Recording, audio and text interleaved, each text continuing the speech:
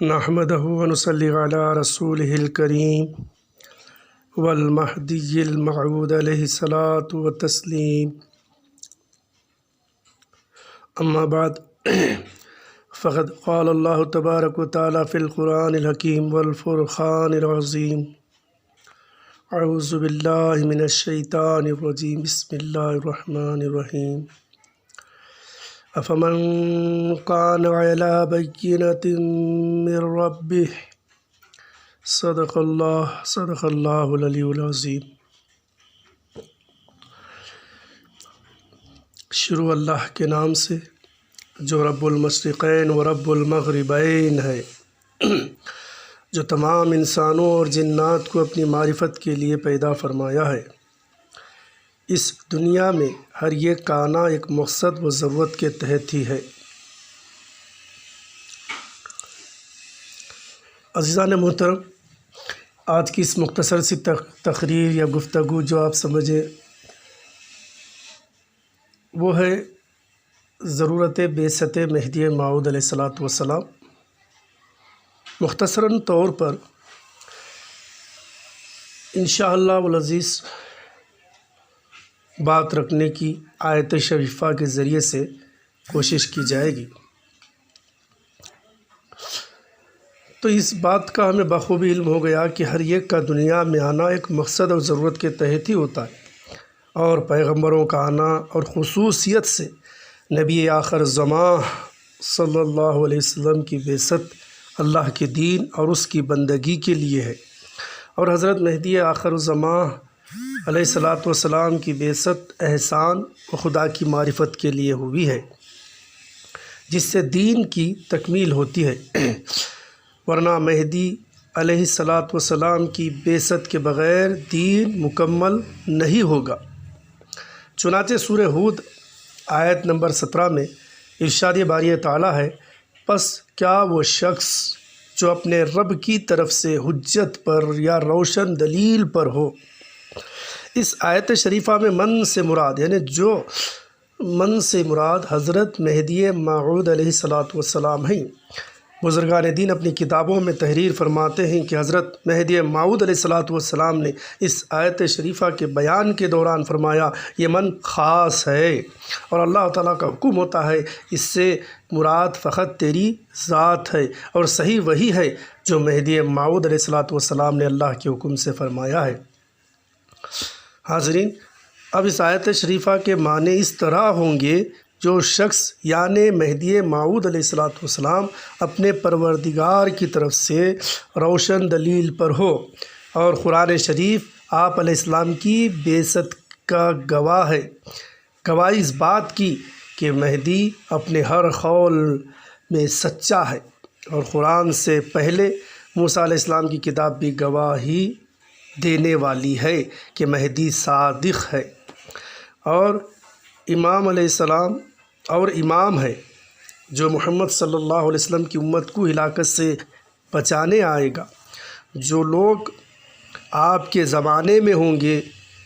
آپ علیہ السلام کو تسلیم کریں گے، اس سے مراد قوم مہدی علیہ السلام ہے۔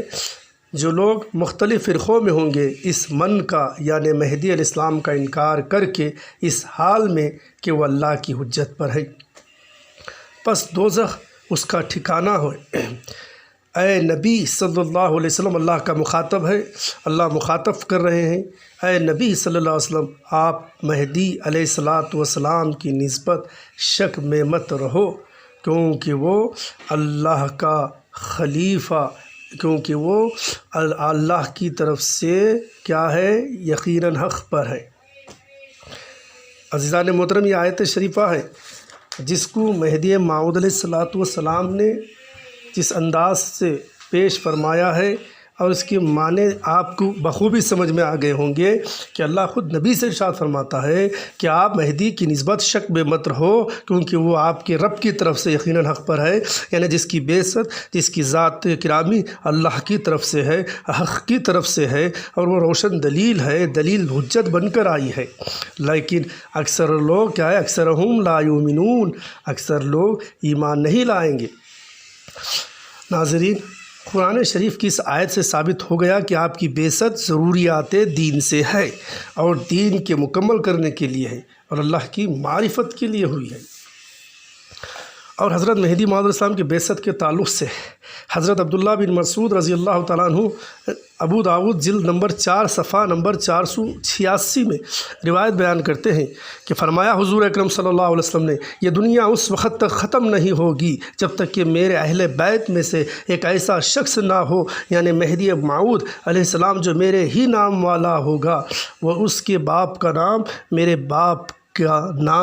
نام کے مانند ہوگا، وہ زمین کو عدل و انصاف سے بھر دے گا جبکہ پہلے وہ ظلم و جوار سے بھر چکی ہوگی۔ اور حضرت مہدی موعود علیہ السلام کی بعثت کے ساتھ ساتھ آپ کی تصدیق بھی ضرور ہے۔ جس کی بعثت کے بغیر دین مکمل نہیں تو اس کی تصدیق کے بغیر ایمان کیسے مکمل ہو سکتا ہے؟ حاضرین، چنانچہ ابن ماجہ شریف میں جلد 2 میں حدیث نمبر 1360 پر 7 میں حضرت ثوبان رضی اللہ عنہ نے روایت کی ہے کہ حضور اکرم صلی اللہ علیہ وسلم نے فرمایا، جب تم اسے دیکھو تو اس سے بیعت کرو، اگرچہ تمہیں برف پر سے گھٹنوں کے بل چلتے ہوئے ہی کیوں نہ جانا پڑے، کیونکہ وہ اللہ کا خلیفہ مہدی علیہ السلام ہے۔ اور حضرت مہدی موعود علیہ السلام نے بھی فرمایا کہ خدا تعالیٰ مہدی کو اس وقت بھیجا دین کا مقصد دین سے اٹھ گیا تھا۔ فرمایا کہ دین کا مقصد 3 چیزوں سے اٹھ جاتا ہے، یعنی رسم، عادت اور بدعات کو۔ یہ چیزیں جب اسلام اور دین اور مذہب میں داخل ہو جاتی ہیں تو دین وہاں سے فوت ہو جاتا ہے، دین وہاں سے ختم ہو جاتا ہے، عبادتوں میں رسم آ جاتی ہے یا عبادت کو ایک عادت بنا دیتی ہے، یا دین میں بدعات نئے طریقے اختیار کیے جاتے ہیں، اس سے دین ختم ہو جاتا ہے۔ حدیث سے ثابت ہو رہا ہے عزیزان محترم، قرآن کی آیت سے تصدیق مہدی، بعثت مہدی کتنا ضروری ہے، اور اللہ کا شکر ادا کرنا چاہیے کہ اللہ ہم نے مصدقین میں سے بنایا ہے۔ اور دین محمد کو نصرت کرنے کے لیے اللہ تعالیٰ نے مہدی موعود علیہ السلام کو مبعوث فرمایا ہے، اور یہ روایت انصاف نامہ میں درج ہے۔ حضرت مہدی موعود علیہ السلام نے فرمایا، ہم کو حق تعالیٰ نے اس لیے بھیجا ہے جو احکام ولایت محمدیہ سے تعلق رکھتے ہیں وہ مہدی کے واسطے سے ظاہر ہوں گے۔ آپ کی بعثت تو ولایت کو اور حقائق کو ظاہر کرنے کے لیے اور خدا کی معرفت کے لیے، جس سے دین کی تکمیل ہوتی ہے۔ یہ ہے بعثت مہدی موعود علیہ السلام کی مقصد، ضرورت کہ دین کی تکمیل آپ جو ہے ان تعلیمات کو جو ولایت محمدیہ سے تعلق رکھتے ہیں اس کو ظاہر کرنے کے لیے آپ کی بعثت ہوئی۔ حاصل یہ آپ کی بعثت صرف ضروری ہی نہیں بلکہ ضروریات دین سے ہے اور اللہ کے خاص مقصد کے تحت ہوئی ہے۔ تو عزیزان محترم، یہ ہے مختصر سا بیان جس میں حدیث اور قرآن کی آیت سے اس بات کا علم ہو گیا کہ مہدی موعود علیہ السلام کی بعثت اور تصدیق ضروری ہے۔ تو اللہ کا شکر ادا کرے کہ اللہ نے مصدقان مہدی موعود علیہ السلام میں پیدا فرمایا ہے، تو ہمارا فرض بنتا ہے اور ہمارا تقاضا یہ ہے اللہ سے دعا کرے کہ اللہ میں صحیح مہدوی بنائے، مرتے دم تک مہدویت پر باقی رکھے، اور قیامت کے دن غلامان مہدی موعود علیہ السلام میں ہمارا شمار فرمائے۔ آمین ثم آمین، وآخر دعوانا الحمد للہ رب العالمین۔